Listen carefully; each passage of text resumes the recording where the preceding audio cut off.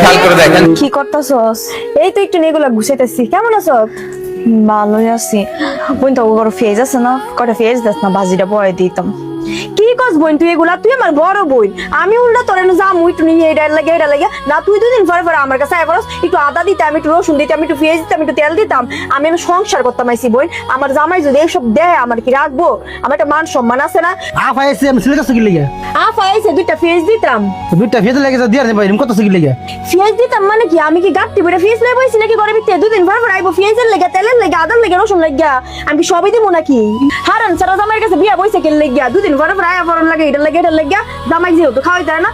বাপ মাই কত ভালো ভালো বিয়া আনছে, বাপ মার কথা শুনে নাই। বিয়া করছে একটা ফকিরের, যে ফকিরে এক মুঠ ভাত খাওয়াই তার না। দুদিন পর পরে ছোট বোনের বাড়িতে আয়া পরন লাগে। আমার জামাই যত কোটিপতি না, তাও তো দেখছে আমার কি সুন্দর করে রাজকুমারীর মতন রাখছে।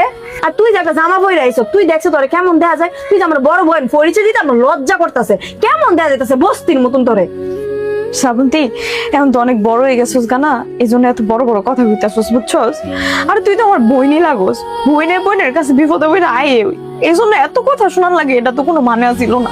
আমি রান্না বসাইছি, আমার দুইটা ফেজের দরকার পড়ছে, এই জন্য আমি তোর কাছে আইছি। আর তোর কাছে নাই, যদি আমি একটা অন্য অপরিচিত মানুষের কাছে যাইতাম, সেই মানুষটাও আমার এত অপমান করতো না। তুই আমার যেমনি অপমান করতেছস। এই আমার জামাই কি কামাই করে না? এমন ভাবে কইতাছস যে আমার জামাই মনে হয় কামাই করে না।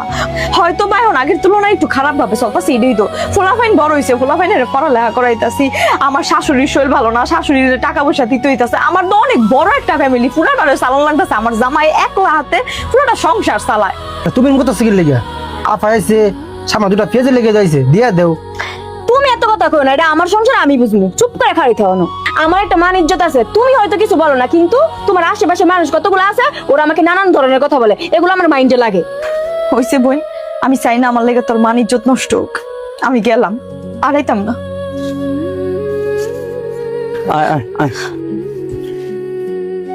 কি গো, কই গেছিলা তুমি? আমি 1 ঘন্টা যাবত হইছে বাড়িতে আইছি, আর তোমার চোখে পানি কেন? ঘরের ভিতরে ফেস শেষ হয়ে গেছে গা।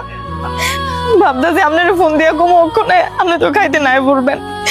পরে বোনের কাছে গেছি, গিয়া কইতাছি দুইটা ফেস দেস না বোন, এই যা তা কয়ে দিছে আমারে। অটো চালাই কি আর তেমন টিয়া পয়সা পাই? আমি তো চেষ্টা করি সবার নিয়ে থাকতাম, তোমার আমি অনেক আনন্দ দিয়ে রাখতাম, সুখে রাখতাম, যদি আমি একলা থাকতাম। সুলতান, একলা থাকার কথা চিন্তা ভাবনাও করবেন না। কে আলাদা থাকতো?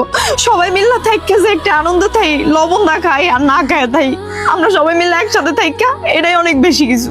বউ, তুমি চিন্তা করো না, দেখবা একদিন